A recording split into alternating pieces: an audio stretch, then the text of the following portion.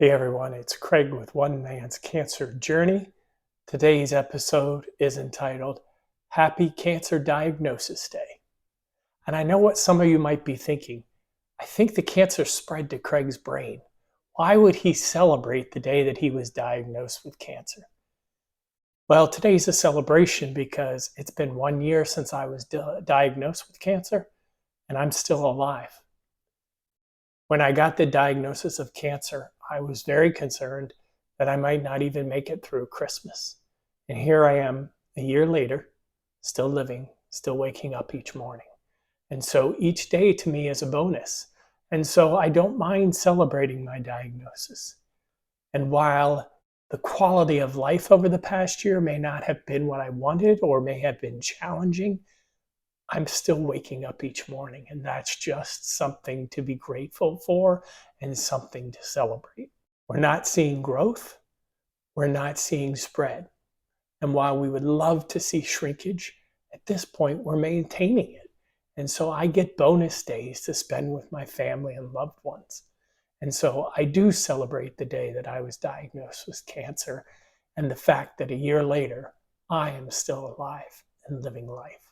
Over this past week, we did meet with our oncologist, Dr. Tajani, and he had actually said that in reviewing the CT scans, he thought there may have been some slight shrinkage.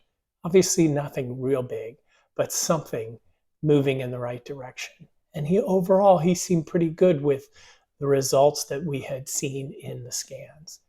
But what I really liked about his attitude was, one, he cares for us so very much. But he had already been thinking about, if we need to move away from this treatment, what would we do? And he had identified another clinical research that would be a potential possibility for me to join. And so it's just nice to know that we're being very proactive. And you think back to the time when I went to the Mayo Clinic, it was at Dr. Tajani's urging that I went there to get the second opinion so that I was established as a patient.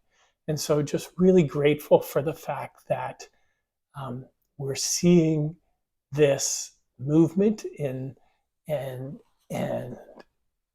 planning in a way that is just helping to really care for me as a patient and care for our family. This week we did decide to skip the chemo from this past Friday. And part of that was I'm still having some trouble with my appetite. And so we thought we'd skip the chemo, and I have a PET scan scheduled for this coming Tuesday, and try to see if we can figure out what's causing the issue with my appetite. Because we honestly believe if we can solve this issue with my appetite, I'll be back where I was with the FOLFOX treatment, where I was tolerating it well, I was able to eat and provide fuel to my body, and that's what I need to fight this cancer. And we're doing better with keeping our hydration. We did keep that on Friday, so I did get a full bolus of hydration, saline, and I've been doing much better this weekend at keeping myself hydrated so that I don't get into the position I was before. For my gratitude moment this week, I am grateful for my oncologist, Dr. Tajani. He is the conductor or the leader of the care team that's caring for me as I go through this cancer journey, and I couldn't ask for a better physician. He has already done so much in being proactive and planning next steps and thinking 2 steps ahead. And so we come in with thoughts and ideas of where we go, and we're not playing catch up. He cares for me and for Megan, not just as patients, but as people. And you can see the genuine care in his face, in the way that he talks to us, in the way that he's upset when we don't get the news we wanted. But he's also very encouraging in letting us know that we're still moving things in the right direction. I have yet to encounter anyone along my journey that when I mention that Dr. Tajani is my oncologist, they don't say, he's the best. He's the best doctor there is. And I believe that as well.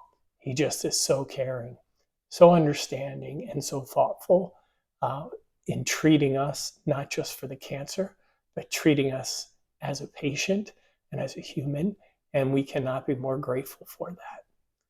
I love that he and the team follow along this vlog, and so they get the opportunity to kind of see my journey and follow along each week or each time I post a new episode. Now, when I got kicked out of the, or kicked out, when I got dropped from the clinical research, he could have sent me back to my first oncologist, but he didn't drop me. He kept me and allowed me to continue to work with him. And we're just so grateful for that. And so, for my gratitude moment this week, I am just so grateful for the tenderness and caring and leadership that Dr. Chijani provides for my care and for my family. And so we celebrate him and all that he does and want him to know just how much he means to us as a physician and as a person. My name is Craig. I'm with One Man's Cancer Journey, and I wish for you a blessed week.